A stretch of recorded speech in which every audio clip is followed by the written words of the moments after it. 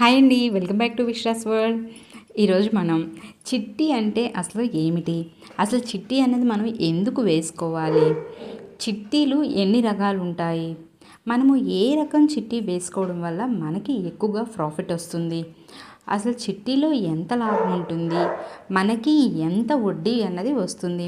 మనం ఏదైనా బ్యాంకులో మనం ఫిక్స్డ్ డిపాజిట్ చేసుకున్నా ఏం చేసుకున్నా మనం ఒకటి దానికి ఇంట్రెస్ట్ వస్తుందనే కదా చేసుకుంటాము.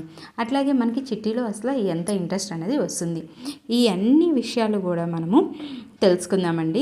అసలు చిట్టీలు ఎన్ని రకాలు అన్నది మనకి తెలుసుకుని కనుక మనం వేసుకుంటే కొద్దిగా మనకి దాని మీద అవగాహన ఉంటుంది. కాబట్టి చిట్టి అన్నది వేసిన తర్వాత ఏ టైంలో పాడుకోవాలి, ఏ టైంలో పాడుకోకూడదు అన్న విషయాలన్నీ కూడా మనకైతే తెలుస్తాయి. ఆ విషయాలన్నీ కూడా పూర్తిగా మనం తెలుసుకోవాలంటే కనుక ఒక్క వీడియోతో మీకు ఈ విషయాలన్నీ కూడా అర్థమవుతుంది. ఈ కింద డిస్క్రిప్షన్ లింక్లోని వీడియో లింక్ అయితే ఇచ్చానండి, ఒక్కసారి ఆ వీడియోని చూడండి. అసలు చిట్టీలు అంటే ఏంటి, ఎన్ని రకాలు, అన్ని విషయాలు కూడా మీకు అర్థమవుతాయి.